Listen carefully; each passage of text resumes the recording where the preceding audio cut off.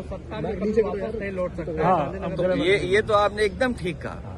इसलिए ठीक कहा कि हमारे पूजनीय शंकराचार्य, उसका अपमान किसने किया? सनातनी धर्म के सबसे ऊंचा झंडा ले जाने वाले, उनका किसने किया अपमान?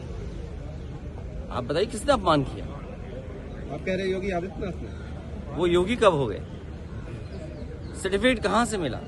अगर वो दूसरे का सर्टिफिकेट मांग सकते हैं तो उन्हें अपना भी तो सर्टिफिकेट दिखाना चाहिए। और उनका सर्टिफिकेट तो हम लोगों ने देखा है। जब वो एक समय योग कर रहे थे, सबसे आसान योग का आसन, सोचिए, सबसे आसान योग का आसन, एक टांग पे खड़ा होना। अब किसने सर्टिफाइड किया उन्हें इस बात के लिए कि वो योगी हैं? तो बात इधर उधर मत ले जाइए। दूध के उत्पादन में, धान के उत्पादन में या अन्य चीजों में हम कहाँ पहुंचाए गए? दुनिया में सपने दिखाए जा रहे हैं, लेकिन आय दोगुनी क्या हुई है? मंडियां क्यों नहीं बन रही हैं? मंडी पहला स्थान है जहां किसान को उसकी अपनी फसल की कीमत मिल सकती है। तो मंडियां कहाँ बना रहे हैं लोग? और फिर मेट्रो में दुनिया में हम पहुंच गए। हमारे मुख्य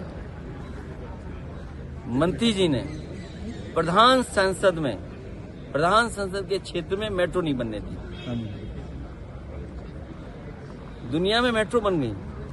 हमें कहा जा रहा है कि दुनिया में सबसे ज्यादा लाइनें बिछ गई, लेकिन प्रधानमंत्री के क्षेत्र में मेट्रो क्यों नहीं? और तब जब समाजवादी सरकार ने डीपीआर बनाया था और बजट दिया था, पूरा अलाइनमेंट दे दिया था कि किस तरह मेट्रो जाएगी, तो आखिरकार रोका किसने?